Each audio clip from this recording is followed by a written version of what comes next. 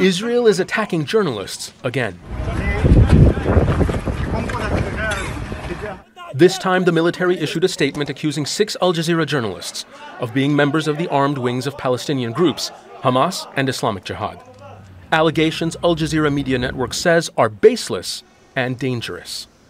In a statement, the network rejects the use of fabricated evidence, saying it views these accusations as a blatant attempt to silence the few remaining journalists in the region and obscure the harsh realities of the war from audiences worldwide.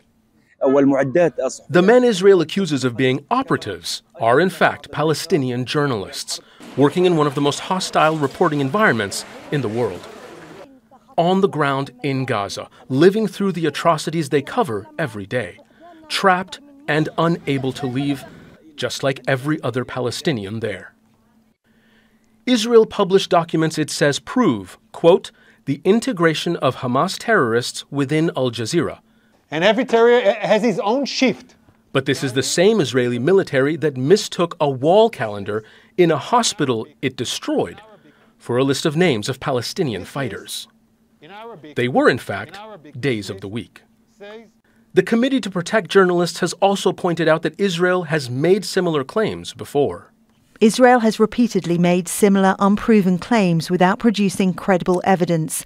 After killing Al Jazeera correspondent Ismail al-Ghoul in July, Israel previously produced a similar document which contained contradictory information showing that al-Ghoul, born in 1997, received a Hamas military ranking in 2007 when he would have been 10 years old.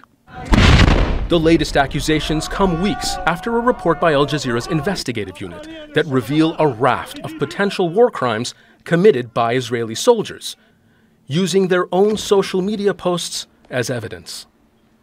Israel has severely restricted access to Gaza for international media outlets to report independently. And in northern Gaza, under siege for nearly 3 weeks now, Al Jazeera is the only international news organization reporting on Israel's campaign of forced mass expulsion. It's crucially important for journalists to be able to do their job everywhere, including in Gaza. We've seen over the past year a very large number of journalists, along with others such as medical professionals, humanitarian workers, and our own UNRWA staff, face violence and be killed in alarmingly high numbers. Figures from the Gaza government media office show Israel has killed at least 177 reporters and media workers during its war. Al Jazeera says the latest claims against its journalists are part of a wider pattern of hostility. Over the past 2 years, Israeli forces have targeted and killed several Al Jazeera journalists in both Gaza and the occupied West Bank. They have stormed the bureaus in Israel and Palestine, ordering them to close.